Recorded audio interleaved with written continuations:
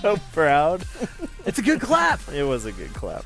Well, hello, friends. Welcome back to another night of Student Night Live, House Party Zoe's edition. And interesting fact, this is the first week that Stetson and I are not matching. I know. I was going to bring that up. I know. I'm reading your mind. Yeah. My wife, she was telling me that everybody keeps talking about how we always wear the same kind of clothes, which isn't really true. It just kind of worked out that way. Like Stetson always wears Birkenstocks, and yet because it was snowy, he had to wear gray shoes. Yep. So I wore white shoes. Instead of beige pants, I wore black, and then I wore gray. And you went gray and blue. So, anyways. Let's say more obvious. Let's say this more couch obvious. is white. No, it's not. It's gray.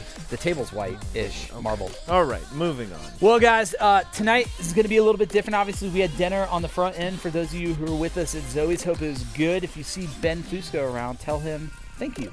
He's an amazing cook. He is kind of the mastermind behind all of Zoe's and the food truck, and we'll have this once a month for you guys. But given that we took a little more time doing that, we're not going to do slices this week, even though there have been some pretty fascinating things that have happened in the world this last week. I'm definitely going to come back and report on it next week, but we just want to go ahead and dive right into what we've got for the night, which is what, Stetson?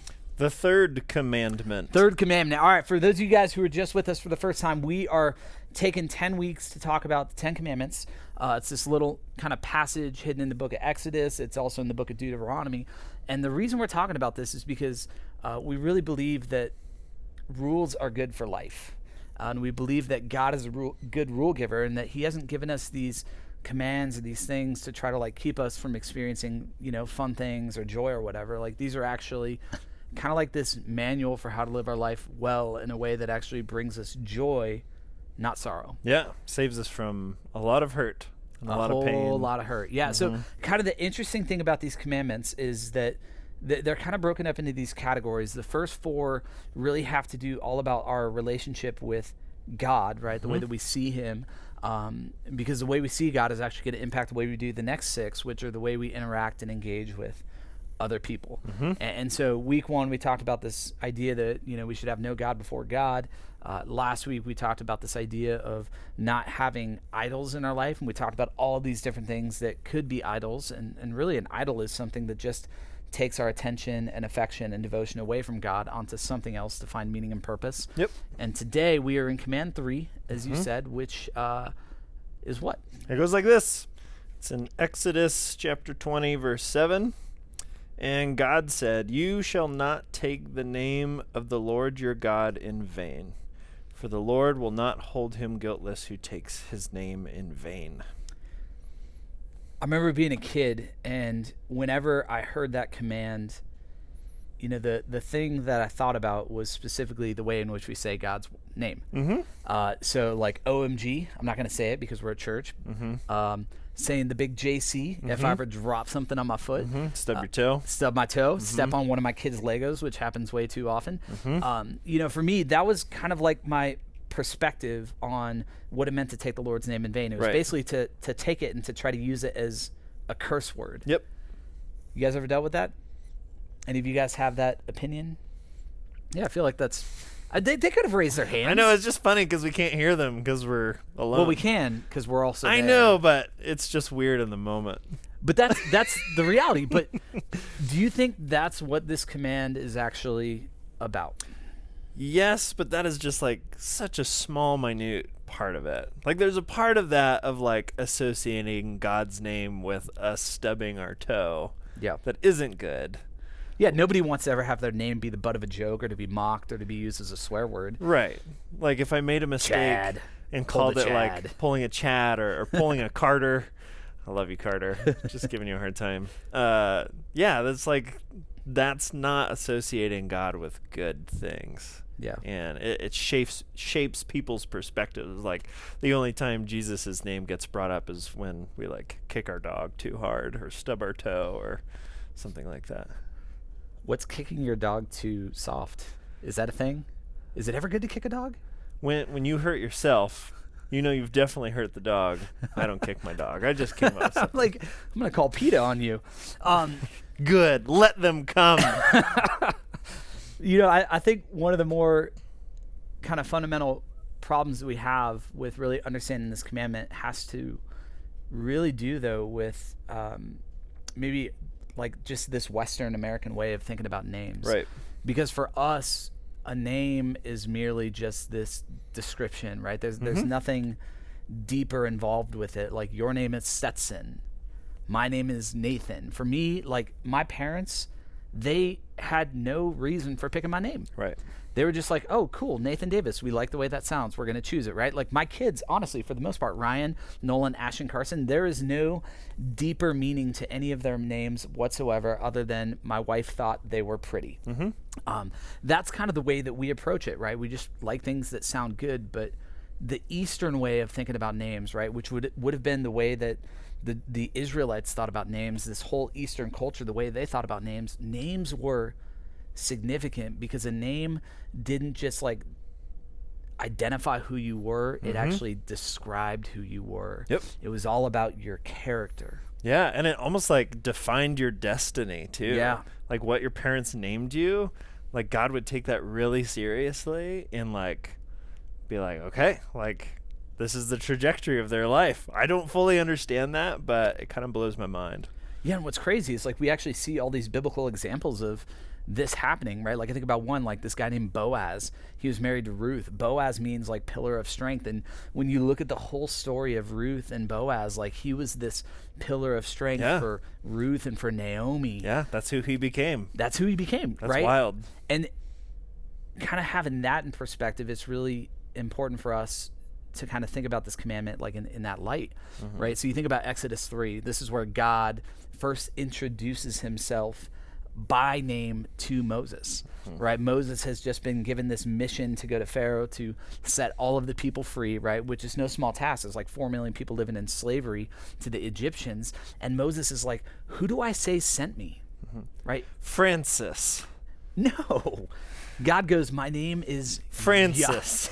It's Yahweh. Yahweh, right? Yeah, And Yahweh is Yahweh. this Hebrew word that means I am, right? The I am is sending you. And that's incredibly important because as you look throughout all of the Old Testament, you start to see, what does that mean? Well, like, I am faithful. I am the deliverer. I am Father. I am strong, right? Like, God is this great I am, and he is the one who is coming to deliver his people, Yeah. right? That is a freaking name that has power. That is a name that has significance. That is a name that describes exactly who our God is. Yes. Much better than Francis. Yeah, it's very true. Francis would be a lame name. And if your name is Francis, I'm sorry. You got a lame name. But kind of understanding that, right, that's who God is, that he is the great I am, it becomes a lot easier to understand why the Jewish people held his name in such reverence. Big time. You know, back then, like, people weren't even allowed to say Yahweh. When the priests would be kind of transcribing all of the Old Testament and making copies of it, they actually had so much reverence for the name, they wouldn't even write the whole thing out. They would actually add this other dash in there, and so they created this other word that represented the word because they just had such a love for it, such a reverence for it. But the thing is, when you start to fear something or you start to become irreverent of something, the problem is it becomes this like moralistic thing over time, which is exactly what happened with the people of God, right? This command to not take his name in vain, it just became this thing that they had to check off, which in a lot of ways becomes like the way that we think about not taking the Lord's name in vain is we just can't say it in a bad way. And the problem is when you do that, you are missing the point of what this command is actually about. Absolutely. And I think what we're about to talk about, the people who take God's name in vain the most are Christians. Yep. By far. Like 100%. I've seen Christians take God's name in vain far more than people who don't even believe in God. It goes so far beyond just OMG. So what do you think taking God's name in vain actually is? If it's not just swearing or using it when you stub your toe, which isn't good, don't do that. But like, what is the heart of this command? Yeah, I think it's a whole bunch of things, and I don't think we'll cover the whole breadth of what it is. But anytime we turn God into something he's not, we are taking his name in vain. So if I told people that Nathan is a squirrel in human skin, I would be misrepresenting you and taking your name in vain. But I've seen people call God a Republican, and I've seen people call God a Democrat. I've seen people call God just an idea. Or like an old man in the sky. Exactly. And that's taking God's name in vain. Like, we are misrepresenting who God actually is. Another example is maybe when we speak on God's behalf, right? So if we say, well, God feels this way about this thing, or God feels this way about you because of the things that you're doing. Right. God could never love you because you support this thing, or God loves you because you support that thing. Yeah. Or God thinks your meth addiction is pretty cool. Like, it's like, no, of course he doesn't. Like, so yeah, like telling people that God thinks something that he doesn't. Just as you said, that's taking his name in vain. I've seen people promise that God will do something that they have no right to promise what he will do. God will give you lots of money, Stetson. God will heal your cancer. Right. God told me that you're going to graduate with straight A's. God told me that you're going to get that job that you applied for. Or that you're going to get into that college. Like, sometimes God like tells us things that he wants us to say to another person to encourage them. But even then, like, we should be really careful about like not promising on behalf of God. Like, we are not God.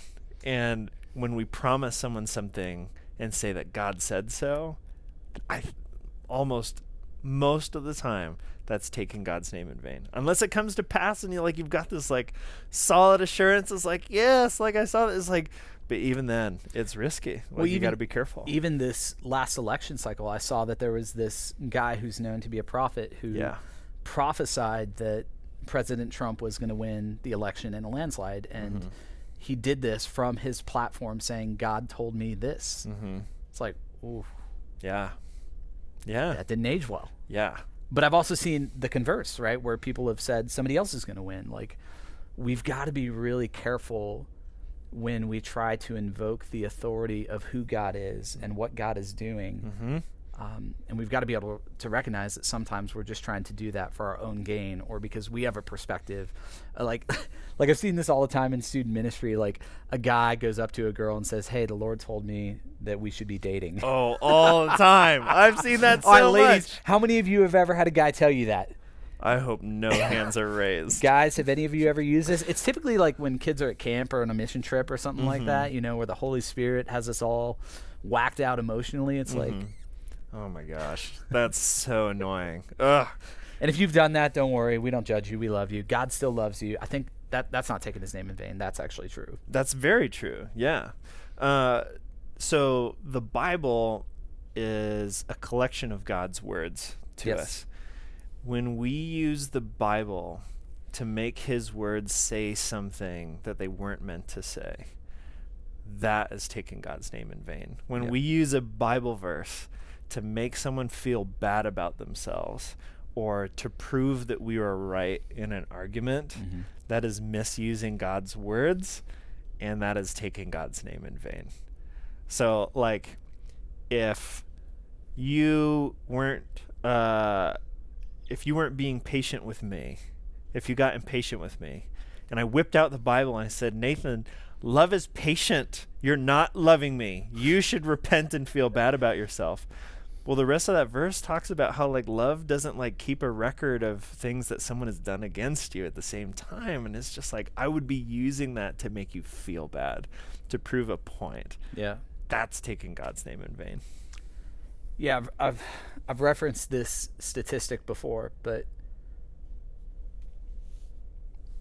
one of the primary reasons that, like, so many people don't give Christianity a shot, or that people walk away from the church, is honestly it's because of the behavior of Christians, right? This guy David Kinnaman, he wrote a book called Unchristian, and in it he talks about how most non-Christians view Christians to be hypocritical, judgmental, and anti-gay. Yep. right? Like that is the outside of the in a church. very hateful way. In a very hateful way, absolutely. And the problem is, right, a lot of Christians think they're actually being loving and saying, well, we're just representing who God is. Like, it's like, well, actually, no. That's not who God is, right? Because God left heaven. He sent his son Jesus to go to a cross to live in our world, to die for us so that we could be reconciled. I mean, there was nothing judgmental or hateful towards people outside of the community of faith in the way that Jesus lived his life. And yet, why do people see us as being those things? Well, it's probably because we've been taking his name in vain. Yeah. In the things we've said and in the things that we've done. Yeah. Like if people view you as a follower of Jesus, like people definitely view us that way because we have this title of pastor. Yeah. But if people view you as a follower of Jesus and you treat people poorly, and that's how they start to view God, like this like scares me, but the way that we act, if we are representing who Jesus is and not acting like him, we are taking God's name in vain. Like I've heard stories, like I heard a story of this college girl who in high school, she was going through an incredibly difficult time, and someone who she knew to be a follower of God told her an incredibly hurtful thing about her circumstance. And hearing that from that person, she didn't just say, I'm not going to be friends with that person anymore, but she said, I don't want to have anything to do with God. Like if that's how God feels, I'm out. Like the way that we represent God to people and the way that we act while we're representing God, that matters, and people pay attention to it. And luckily, like eventually she came across some people who treated her like God actually feels about her, and it changed her mind. She's like, oh my gosh, like now I think I understand who God actually is. So it can be reversed, but man, we got to be careful. And that's one of the reasons, like Setson and I talk about this all the time, but like we want to be really intentional about creating a space here and everything that we do when we're together to where like there's no prerequisites to what you have to do or to what you have to look like to be a part of what's happening here. It's not like, okay, you've got to be perfect, no sin, follow all the 10 commandments, then you can come join our holy huddle. Right. It's like, no, like come as you are. So if you're dealing with brokenness, if you're dealing with addiction, if you've got some stuff in your life that you're ashamed about, like us too, join the party. Seriously. Like we don't want to be known for what we're against. We want to be known for what we're for. And God is for us. God is for you, and so we want to be for you, and so we want to do whatever we can to create a place of love and of compassion and of mercy and of grace. Absolutely. If someone walked into a student night and was treated with hate, we would be taking God's name in vain. That is absolutely true. That's heavy. But it's also kind of freeing in some sense. Because the best way that we can represent who God is to the world and to not take his name in vain is to live and to love like Jesus. There's something beautiful. Like there's this dude, his name was Francis, St. Francis of Assisi, circling back. He's actually a pretty cool guy. He's a very cool guy. But he is attributed with this quote. They don't actually know if he said it, but he said this. He said, you need to preach the gospel always. And when necessary, use words. Right, so proclaim who God is always. Tell people who God is always, and when you need to, use words. And the idea and the heart behind that is that the way we live, the way we treat people, the way we engage people, the way we prioritize our life, right, the way we do everything we do, Monday through Friday when you guys are at school, all of that through the way we act, through the things we say, needs to be communicating the love, the grace, and the mercy of Jesus and his heart for people. Absolutely. And I think on top of that, just in our own lives, something that really helps with that is if we ever get to the spot where we think we have God all figured out, that's when we are most at risk of taking his name in vain. Like I think at the time that like God told the Israelites this, he's like, don't tell me who I am. Let me speak for myself here. Like I'm going to teach you who I am. and embrace that and show that to other people. Yeah. But the moment we start telling people, it's like, I've got God all figured out. This is what he said. This is what he didn't say. Here's how he feels about you. Like all this stuff, that's when we're in trouble. Yeah. There's not always a perfect answer to every question people are asking. Mm-hmm.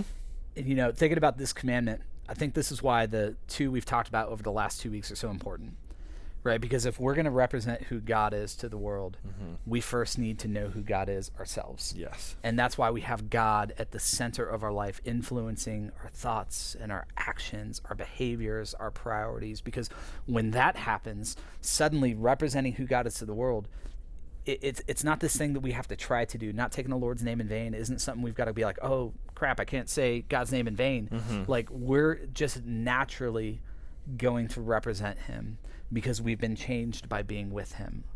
Yep. All right, give us the big idea. All right, the big idea is simply this. Guys, we need to communicate what's true and right about God to a world who is watching. That's it. That's it. That's what this whole thing is about. It's about communicating what is right and true about God to the world who is watching. And the reason we need to do this is just as you talked about, that example with that girl, that college student you had talked about. Your friends, the first impression that they're ever going to have about God and about Jesus isn't going to come from the things that they hear from me and Stetson at student night. It's not going to come from reading a Bible. Their first impression about God and about Jesus is going to be looking at you, and that's significant. Yep.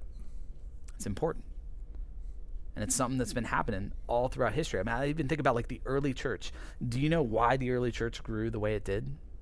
It wasn't because people went around preaching the gospel, although that was important, right? We should do that. It was because of the way that Christians loved the people nobody else was loving. Yep. There was this dude, I think it was Pliny the Younger. He was like a Roman leader, and he hated Christians, but he said this thing. He said, these godless, pagan Israelites, not only do they love their own poor and care for them, they care for ours as well. And it was like, and that was a revolution that toppled the Roman Empire, and it didn't come through a sword. It didn't come through weapons. It didn't even come through politics. It came through love. It's powerful. Yep. All right.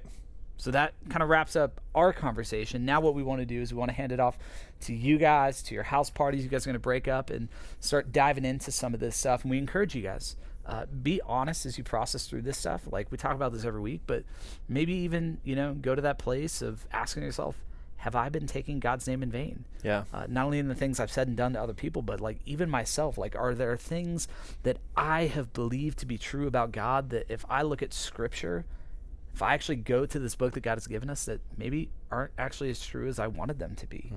And so we're going to give you guys like 30, 45 minutes to do that, and then we'll all kind of meet back for some more 9 Square. 9 Square in the air. And if you have someone in your group named Francis, say 3 nice things about them, because we may have made them feel pretty bad about themselves. You may have made them I feel. did it. My bad. All right. Awesome. Well, have fun, guys.